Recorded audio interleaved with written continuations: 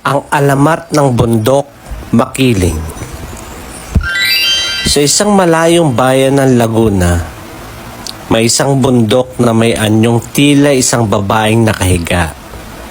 Sinasabing ito ay si Maria Makiling.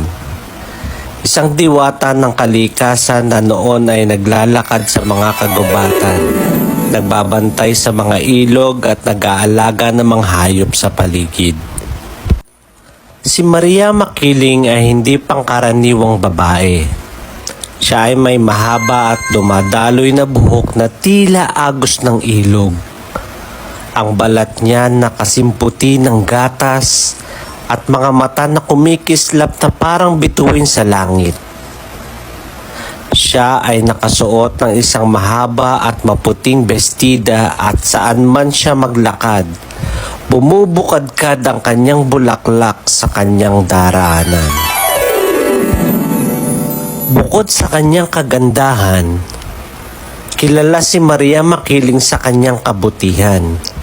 Madalas siyang bumababa sa bayan upang magbigay ng pagkain sa mga mahihirap, tulungan ng mga may sakit at bigyan ng pagpapala ang mga magsasaka upang umani sila ng masagana. Dahil dito, minahal siya ng maraming tao, ngunit hindi lahat ay may dalisay na damdamin para sa kanya. May 3 lalaking kilalang umiibig kay Maria Makiling. Si Juan, isang marangal at masipag na magsasaka. Mahirap man siya pero may mabuting puso at may malasakit sa kapwa. At tapat siya sa kanyang salita. Ang ikalawa ay si Miguel, isang mayamang binata mula sa isang pamilyang kilala ng kanilang kayamanan at kapangyarihan, bagamat mayaman siya'y palalo at mapagmataas. Ang ikatlo ay si Captain Lara, isang matapang na sundalo mula sa hukbo ng dayuhang Espanyol. Kilala siya sa kanyang husay sa pakikidigma at tapang sa labanan. Sa 3 ito, si Juan ang pinaka-pinahahalagahan ni Maria Makiling. Nakita niya ang dalisay na puso ng binata, ang kanyang kababaang loob at pagmamahal sa kalikasan, ngunit hindi ito nagustuhan ni Miguel at ni Captain Lara. Nang malaman ni Miguel na hindi siya napupusuan ni Maria, nagbalak siya ng masama. Kinausap niya si Captain Lara at sinabing si Juan ay isang rebelde na nagbabalak lumaban sa pamahalaang Espanyol. Dahil dito, hinuli ng mga sundalo si Juan at ikinulong. Sa kabila ng kanyang walang kasalanan, siya'y hinatulan ng kamatayan.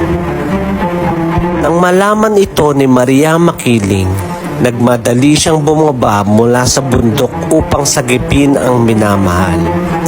Ngunit huli na siya. Sa ilalim ng punong balete, natagpuan niya ang walang buhay na katawan ni Juan.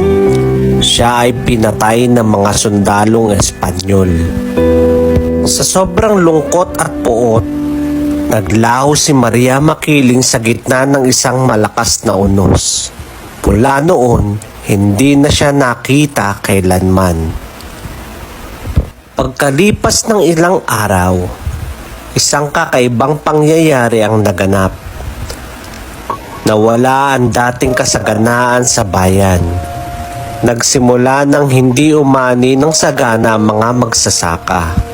Naglaho ang mga isda sa ilog at tila unti-unting nagiging tuyot ang mga lupa. Sinasabing ito ay isang sumpa ni Maria Makiling, ang parusa sa kasakiman at kasamaan ng mga tao. Hanggang ngayon, sinasabing patuloy na nagbabantay si Maria Makiling sa kanyang bundok. May mga nagkukwento na sa gitna ng malakas na ulan o tahimik na gabi, may isang figura ng isang babae na nakatayo sa tuktok ng bundok, nakatanaw sa bayan. Tila hinahanap ang lalaking tunay niyang minamahal.